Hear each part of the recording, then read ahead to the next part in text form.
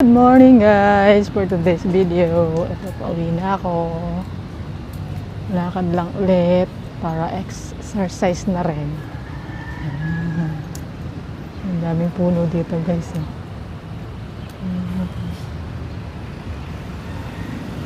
Ang dami rin sasakyan nakapark. Guys,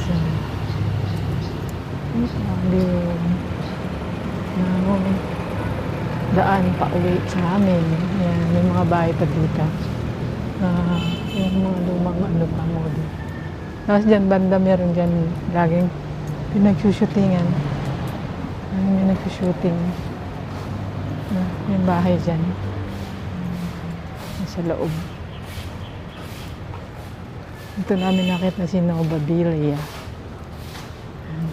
Guys.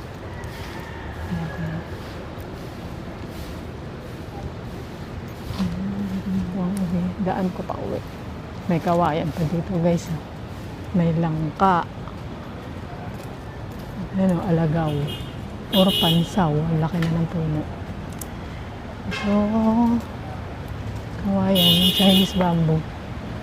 Yung wala siyang tinik. Andyan banda guys yung may shooting lagi. Yan, traffic na. Pasukan. So, dito sa St. Peter. Guys.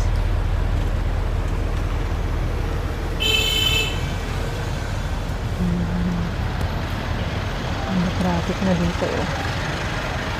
Marami rin kasing nakapark. Kabilaan. Wala na nadaanan itong mga sasakyan tuloy. Guys, ito ang school ng St. Peter. Kindergarten pa. Sa kabila yung elementary tsaka high school.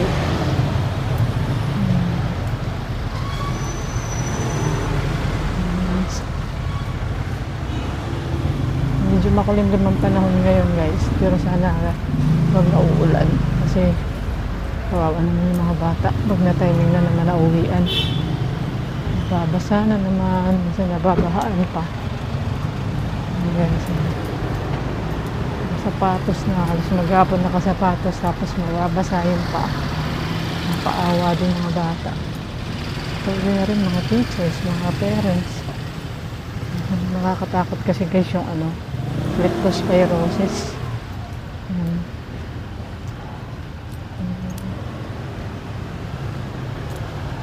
Okay. Malapit na ako sa bahay. Meron pa kay Mito. Maraming puno dito, may mangga. Meron yung condo ng Peninsula. Kaya dumami yung sasakyan dito kasi yung ibang may mga sasakyan na nakatira sa condo. Dito sila nagpa-park. Ngayon sa barangay nagre-reklamo din. Guys, yan yung condo ng Peninsula. Guys, okay. Ingat po tayo palagi guys. God bless us all.